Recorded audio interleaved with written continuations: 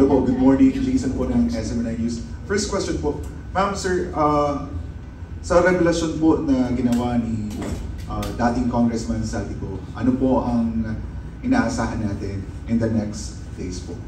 Marahin natin yung taga-Mindanao. Sa tingin po ba ninyo, dahil po dito sa revelasyon ni Saldico, mas naging malinaw ba? May mapapanagot na kaya? May makukulong na ba bago po matapos ang 2025? Well, I think just like you, I'd have a lot of questions in mind as well, no? Because number one, kumbaga yung confession ni Saldico is not an ordinary confession. It directed straight to Malacanang, particularly the President. And si Malutikia summarized kung ano yung mga points ni Saldico, and she said it was about corruption, budget manipulation, and abuse of power. And I'd like to add to that kasi parang may high-level na collusion, right, na nangyari.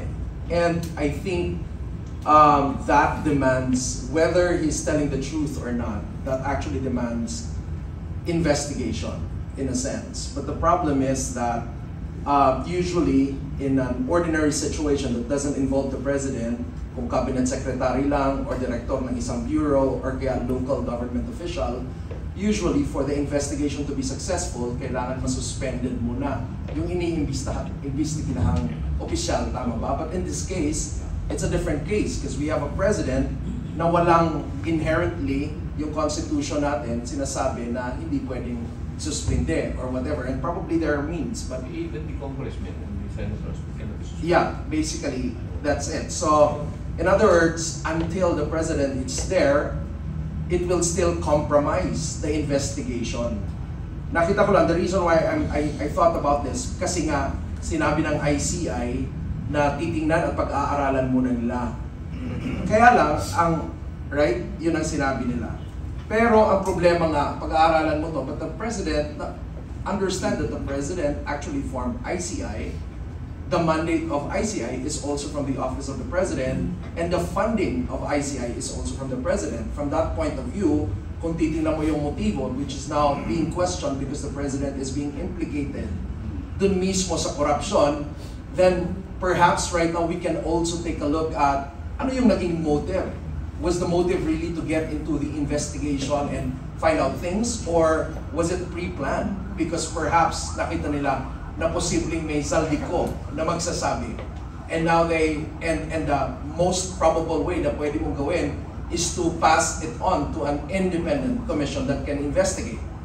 But is it really independent right now? If we try to look at, piece together and try to see ano bang naging motibo on putting this up. Because it's probably just to buy time, or probably just to control the story, or even, there are a lot of things na pwedeng gawin, or mag-absorb lang ng anger ng mga tao na may ICI na, hintayin nyo na lang muna, and all. So, Sir, all of these... follow up on that question po.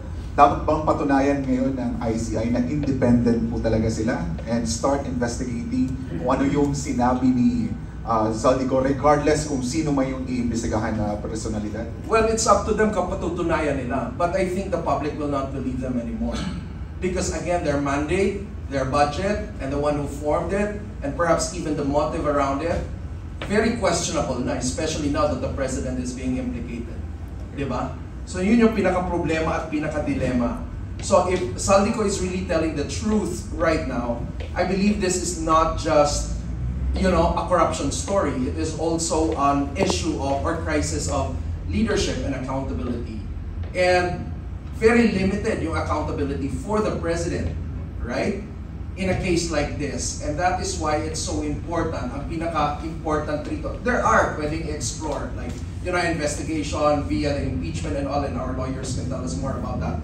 But one thing na pwedeng magawa natin as mamamayan is really to create massive public pressure to tell our, the institution, to tell everyone, Supreme Court and others, na our eyes are on this, and we are not compromising. We will demand accountability. And the risk is, if the public, hindi nila makikita yung totoong accountability in terms of really carrying out transparent investigation sa presidente, because again, Saldico's, allegations actually merit an investigation. then what we fear is that the people will start to take it into their hands, right?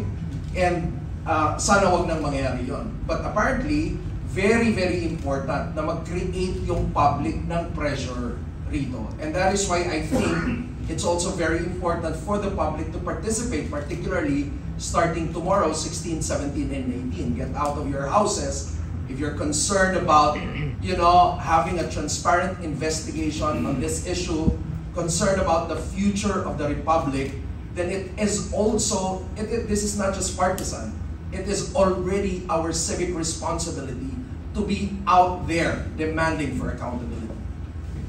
You want to, sir? Yeah, close. The question is kung ano yung implications palagay niya. Siguro to simplify, we can have two categories ng implications, legal tsaka practical. So on the legal side, ang implications niyan, syempre matagal pa yan. Kasi at best, it is a lead. No? It's a lead to investigate further. And totoo naman na kailangan pang i-verify yung video kung AI o hindi. I mean, of course, we know, we believe it's not, di ba? Pero para yan maging admissible eventually, kailangan to cover all bases. So that's on the legal side, no? Pero yung practical po na implication ng mga sinabi po ni former Congressman Saldico, according to the doctrine of human experience, no? Sa ating mga karaniwang tao, alam naman natin na sila po ay ang mga nasa kapangyarihan noon. Meron po talagang malalim na panloob na impormasyon si Saldi bilang chair ng APRO. So, ang mga sinabi niya ay pwede natin kahit papanong sandalan. At ang hindi lang natin sasandalan dyan siguro ay ang kanyang mga statements na self-serving. Yung mga paglilinis siguro sa kanyang sariling involvement. No? Pero pagdating po sa involvement ng iba, kailangan natin siguro at least bigyan ng konting atensyon. Hindi po pwede yung ginawa, with all due respect to Senator Lacson, hindi po natin pwedeng bastang walisin. No? Kasi ang parang sinabi na lang nila Senator Lacson, and I'm paraphrasing, na parang, in short, parang di totoo yan. Parang gano'n eh. As chair of the Blue Ribbon Committee, hindi po pwedeng magpakita ng ganong klaseng parang partiality. Now, with regard to your question sa ICI, napakalino naman po sa inyong lahat na yan ay isang creation of the executive branch. No? So, by the basic concept of conflict of interest, hindi pwedeng ang tinuro po ay pataas. Pangulo po, again, with all due respect, di umano daw eh. Ang tinuro, Pangulo. So hindi pwedeng kinatawan ng Pangulo ang mag-imbestiga. Napaka-basic po, ano? So ang proper forum is the Blue Ribbon. Para sa akin.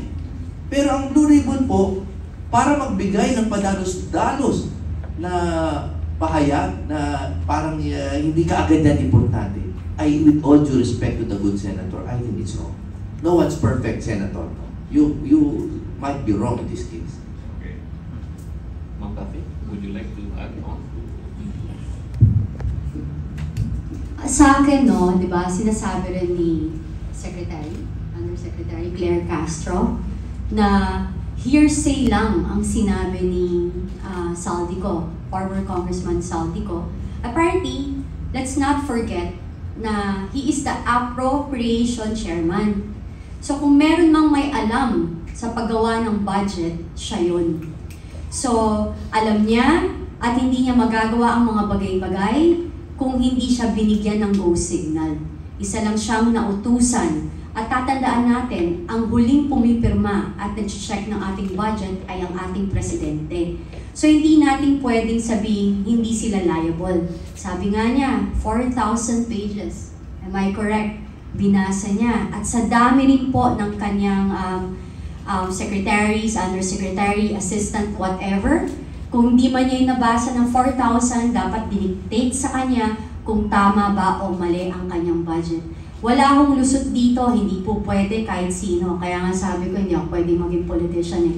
Kasi pag naging politika ka, walang kaibigan, walang kamag-anak, dapat ang iyong loyalty is sa sambayan ng Pilipino at sa bayan mo. Yun po.